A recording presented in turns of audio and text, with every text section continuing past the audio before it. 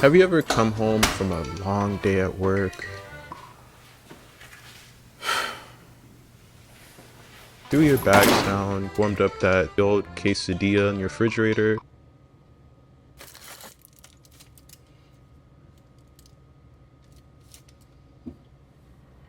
sat down on the couch, opened up your favorite streaming service, you damn bitches increased my monthly fee, press play on the recommended section and begun to sink in as you wind down your night. And you are? Harley Wright, at your service. I'll get this luggage for you. I like what I see. Okay, can you at least pretend to act your age? I've never ridden a Harley before. Okay. Believe it. Olay, you're here too? What?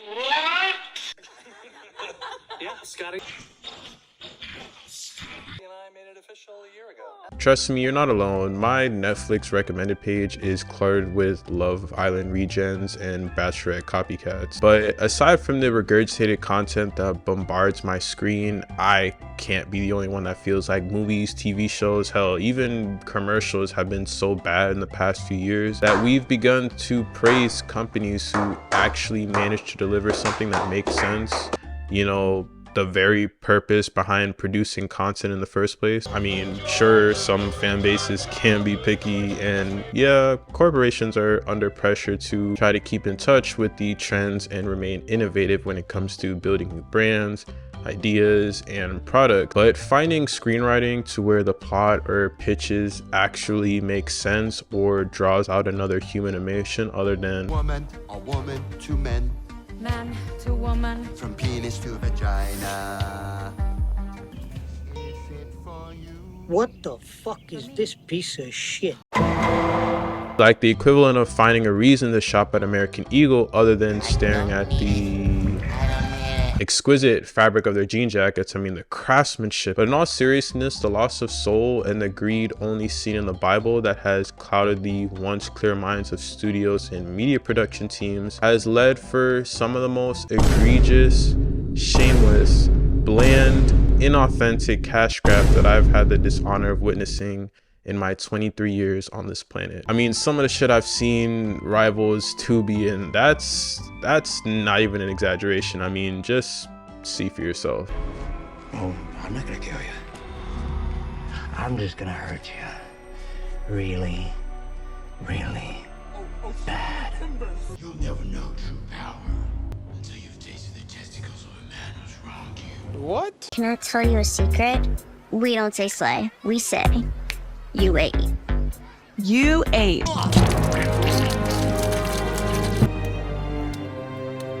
Maximum aura point. So I thought I'd just take a second out of your incredibly busy and productive day to give my take on the horrendous screenwriting that we've all been exposed to in recent memory and try to figure out where the large corporations have gone wrong and what, if anything, in the past decade or so has changed for almost every piece of content being produced to have become as questionable and lackluster as it has. Way back into time.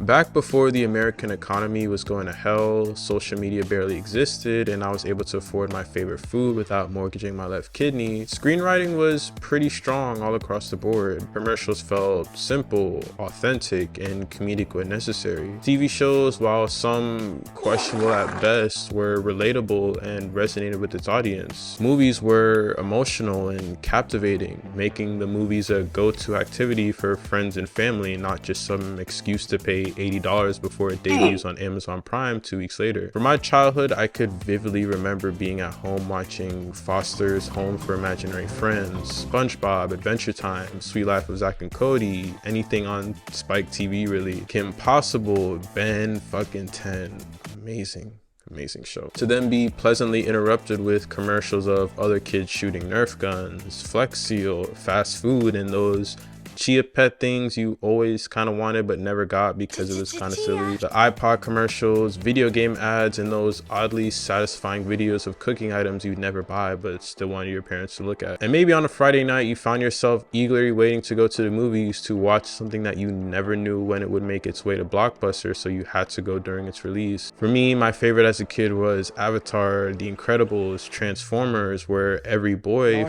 finally turned into a man, and so many more that I could stretch this video into some kind of nostalgic media compilation. And while these were definitely the times that kids today missed out on, in the decade or two since these releases, the material itself hasn't really changed. We still have commercials with near the same products, TV shows covering the same material, and movies with even larger budgets and even better production. But the one thing that separates this generation's quality of screenwriting versus my generation or generations before me is simply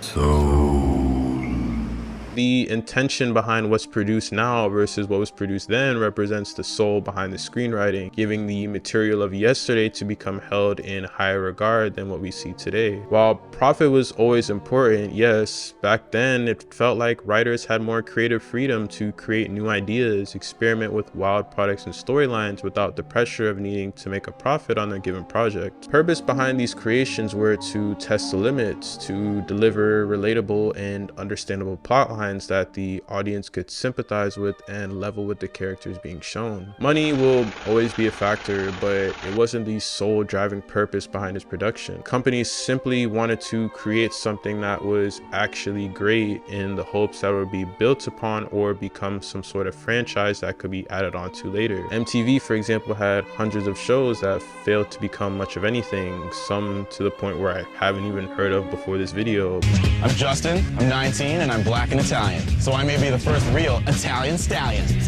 You just had to let that one go, didn't you, Justin? But they continue producing, eventually landing on The Real World, MTV Cribs, and Jersey Shore that would eventually become the foundation of the MTV channel as a whole. Disney has produced a ton of garbage over the past years, still managing to make original and creative movies that remain the building blocks of Disney's most profitable franchises today. What made the commercials in the 2000s and the 2010s so appealing wasn't its delivery, as yes, it was trying to sell you something, but you never really felt like it was. You just felt like companies were trying to showcase a superior product that would genuinely be of service to you. But as we've transitioned into a renter society where we truly don't own any of the shit we buy and companies look for ways to maximize its profit, we've simultaneously seen a decline in the production value today. TV shows and their characters are shallow and corny in their scripts. Disney can't seem to make a movie that's new or coherent as they recycle through rerun after rerun after rerun, and commercials' desperation to sell you their lackluster marketed product has made the break in between your show to become a glorified bathroom break. The soul behind what made screenwriting exciting has died, instead replaced with suits trying to pander to what they think the audience is looking for. So let's suffer together and look at some examples of vomit-inducing screenwriting by category, starting with Big Six for $19.99, a perfect meal for two. That's gotta rhyme. Well, how about munching on Pick Six, my mouth going yap yap. People always staring at my wings, they go flap flap. Dave is so surprised because he didn't know I'd rap. Shut the fuck up. Shut up. When done to great effect, commercials are almost like movies, providing that needed break in between the action that serves as shorts or TikTok for the main form content. You as an advertiser have 15 to 45 seconds to market your product to the audience with the chance of enticing them enough to go out to purchase your product, buy in on their brand, or generate interest for an upcoming project or endeavor. But commercials have become so fucking boring and pointless. It's like the equivalent of being presented a meal that contains a saltine cracker, a Popeye's biscuit, peanut butter, and protein powder. Just a whole meal that only the word dry could describe. And like I said earlier, it's not even that commercials have really changed so much, but the effort behind it certainly has. It feels like companies have forgot what humans actually feel like, so they just went on ChatGPT and said, write a commercial that people would think is funny but will secretly want them to purchase our product. So you get commercials like this. Hello, this is your child. Chef? Yes, Chef. I'm in prison. Please send $50 to set me free. Oh my God, bro. Why are you scamming me? Use kayak. Flights are cheaper this summer. You don't have to be a terrible person. I don't want to be a terrible person. I want to be good. I want to be good. Take some time off. Flights are cheaper this summer.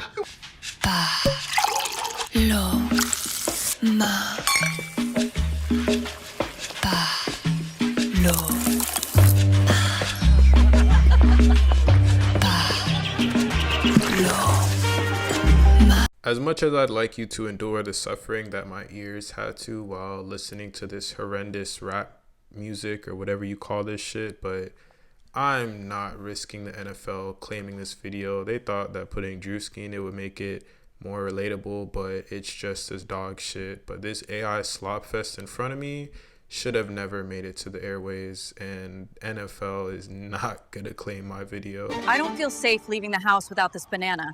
Normally, I would be worried about this creepy guy, but I've got my banana with me. The same car has been sitting outside my house for a while now. Better keep this banana by the door. Now imagine this banana was capable of incapacitating an attacker from over 60 feet.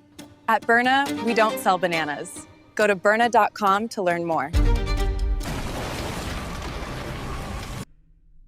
Okay. Nationwide coverage and lightning fast 5G?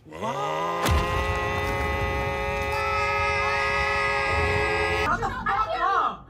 Shut the fuck up! Don't even get me started on celebrity endorsements. When all else fails, throw Kevin Hart in front of a mediocre script and all of a sudden it's cinema. Yeah, oh man, I'm playing this game, Royal Kingdom. Love this game. You're playing Royal Kingdom? Yeah. At my show? I'm so sorry. You do not have to apologize.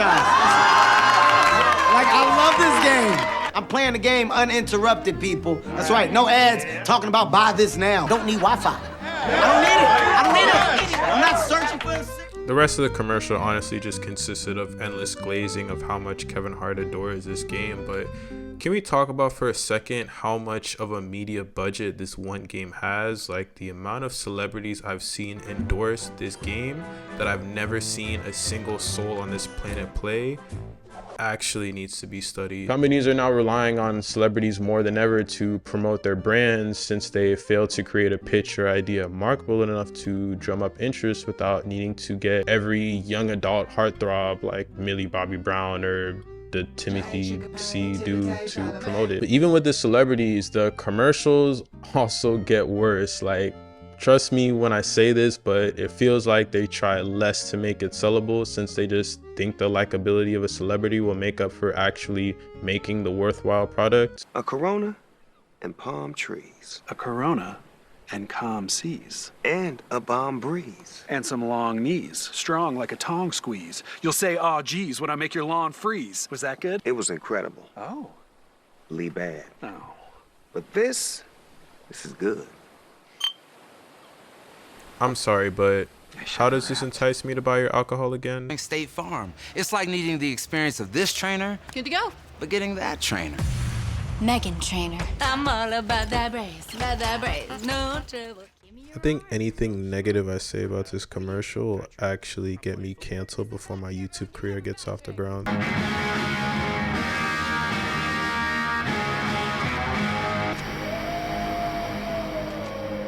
In the wilderness. Still trying to figure out what dogs and Johnny Depp playing guitar in the middle of the desert has anything to do with cologne. With no bending down or touching. And because they're glide step, it almost feels like I'm gliding on air when I walk. Let me demonstrate. Drop a beat. Oh no. Glide step, glide step, glide step, Skechers slip-ins, glide step. AI aside, this has to be one of the single-handedly most scariest images that I've ever had the displeasure of watching in my entire life. Like, this is legitimately haunting, and I would rather receive the treatment that all Shabar Shabang Shabi Shabu received in the Boondocks episode where he was repeatedly kicked in the nutsack. Like, this is terrifying, and I don't ever wish to see this ever again. Go hands-free with glide step, Skechers slip-ins. Glide Oh my god, why did they run it back? Where these companies are failing to realize is that while yes, the goal is to sell what you're marketing, how you make the potential buyer feel is what will actually get them to get off the couch to buy your product or watch whatever you're trying to promote. There is a reason why commercials had greater effect back then, because it felt like normal people advertising to normal people in an attempt to add value to their life. And they did this by showing confidence in their carefully crafted show or movie that they and the audience knew was going to be great just by seeing 30 seconds of it. With Slap Chop, you're gonna be in a great mood all day because you're gonna be slapping your troubles away with the Slap Chop. Now look, here's a potato. 1 slap, you got big chunks for stews. 2 slaps, home fries in a sec. They did this by simplifying their message or brand with a central figure such as Jay from State Farm, the Geico Gecko, the Applejack Cinnamon dude, I think is supposed to be Jamaican. But with how many people have seemingly lost sense with reality and have focused more on profit over value, the art of the commercial seemed to have died long ago. What's the difference between a county and a country? So I'm from Liverpool, so I live in a country. No, Liverpool's a city. A city? Yeah. If you go on a plane and go to another place, that's still United Kingdom, isn't it? Depends where. Yeah, Where do you want to go? so Spain. That's not United Kingdom. Europe. You are made of stupid. TV shows have easily become the biggest downgrade at the turn of the decade. The rise of streaming services and YouTube have made cable TV obsolete, meaning that you're pretty much guaranteed to donate a fraction of your annual salary to Netflix, Amazon, or Hulu. Cable TV usage has heavily declined in the past decade or so, and the profit margins have become virtually non-existent for companies not named Fox, ESPN, or MSNBC, which are the only channels that have basically monopolized their field, with ESPN still dominating sports coverages and the other two having become glorified propaganda glazing channels, meaning that cable TV is pretty much flooded with reruns, game shows that your grandmother enjoys, and being home to some of the worst plot lines I've had the dishonor of watching. The good news is sometimes some of the funniest jokes that we tell, we don't even know why we're laughing. We don't even need words. We're gonna try to see if we can't make the whole group laugh, not using any words. So I'll go first.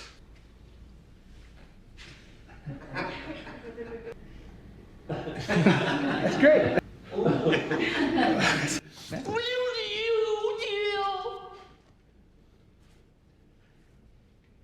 Next.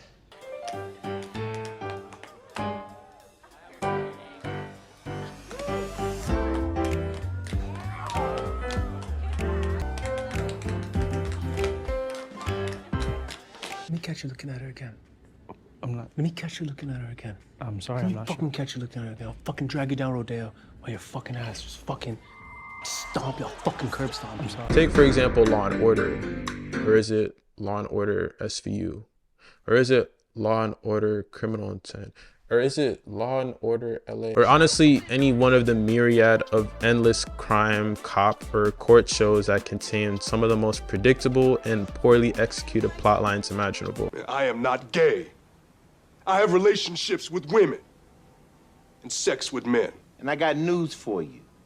That means you're gay. But the scope of cable TV is still far too broad for me to cover, but its wholesomeness that it once had is basically gone forever with shows such as Friends, The Office, Breaking Bad, The Wire, The Middle, and Modern Family, feeling somewhat like ancient relics lost in time. Saying those last two shows gave me flashbacks in grade school, eating dinner with my parents and huddling around the TV to see the hilariousness of the Heck family, and low-key crushing on Haley Dunphy.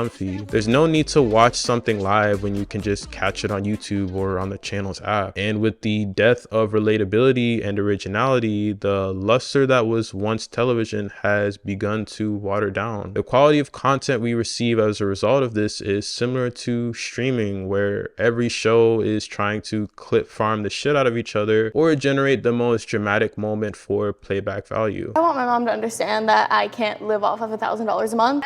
Okay, no. Out of here and go. Get the out of here. I'm over here in the trenches cuddling with my crystals in bed, praying that Jacob isn't cuddling with other bitches. H to the O to the N to the E to the Y to the G, it's Honey G. Hence why reality TV has basically dominated the airways for a while. Real Housewives of The Bachelorettes and its hundreds of spin-offs and literally anything that TLC comes up with, as that channel is a literal goldmine for fast few viewership. If I ever became a stripper, my name would be Rotisserie. So she could look like a fat ass chicken going around the pole. I'm not gonna sit here and act like all TV is trash. In the last few years, we've been blessed with shows like Game of Thrones, Snowfall, Power, but many of these roses in the concrete are few and far between. Streaming, as I mentioned earlier, is the main focus of production for most companies and networks, and as a result, they have delivered on quite a few amazing originals. Invincible, Stranger Things, Wednesday,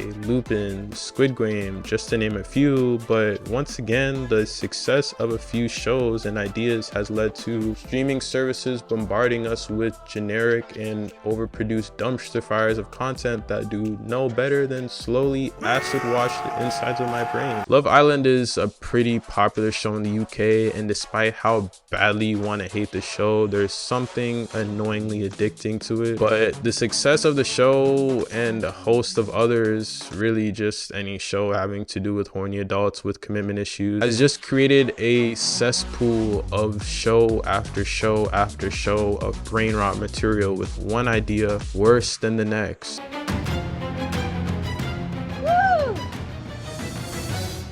That's my mom right there. Too Hot to Handle, Love is Blind, Married at First fucking sight. I've never really dated girls, I guess, as big as Elizabeth in the past. Maybe I'll get her running in the mornings or something with me, drag her out of bed, I don't know, but she'll be right.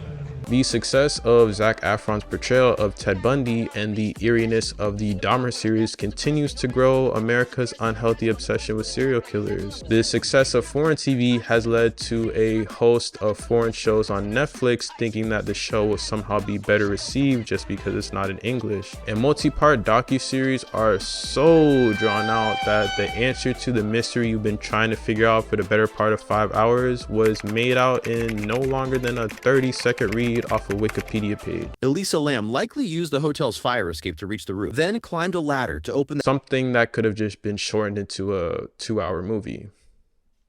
Speaking of movies,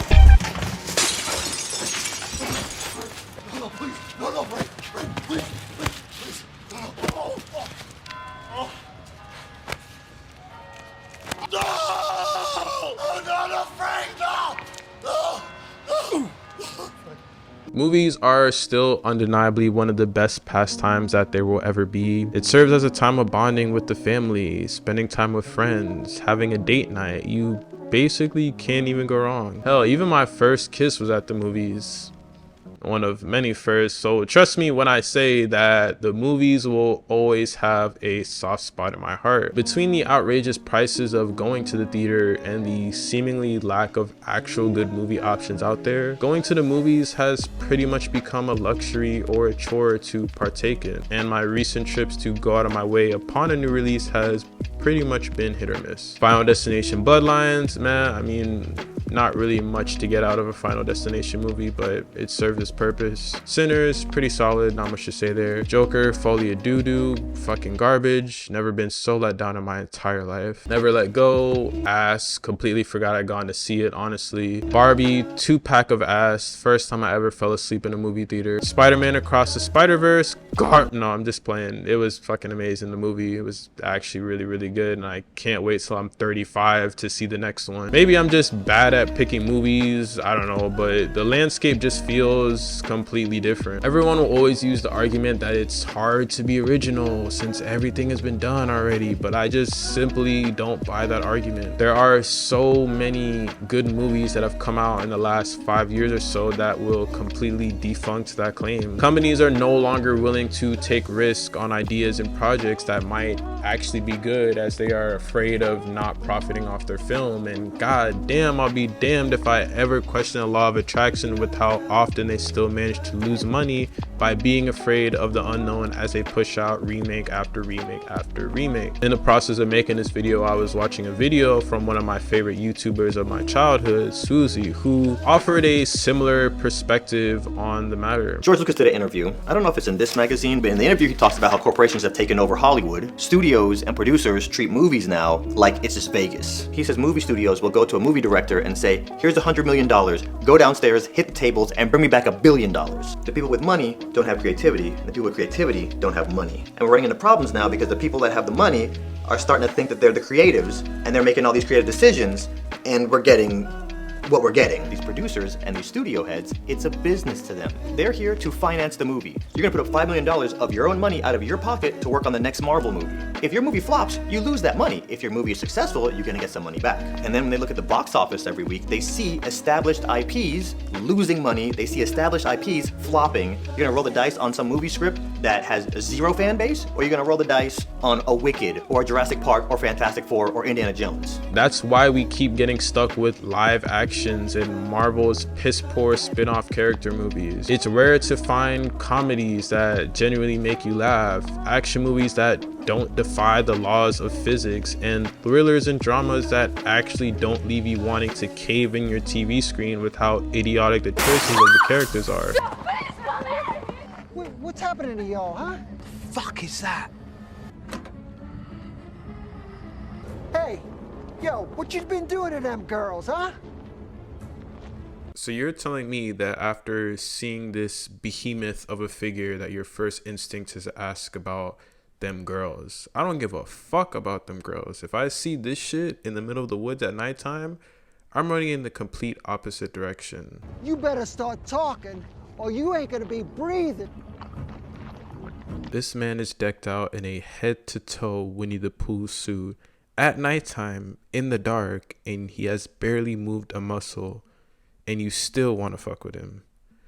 Okay. I guess it's time to open up a fucking can of whoop-ass.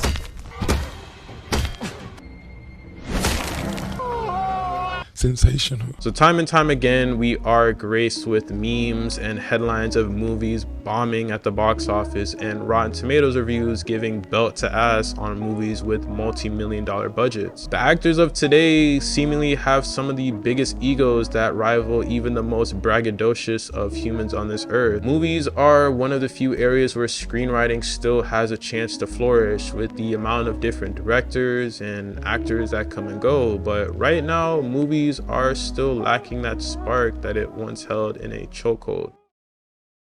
So in conclusion, screenwriting across the board has dramatically declined in its quality and effort as of late, but it's never too late to turn it around. There are so many creative minds, brilliant directors, enthusiastic actees that have the potential to make screenwriting as strong as the production itself. It just needs a little bit of humility, honesty, and a dash of ambition to create works of art in the making.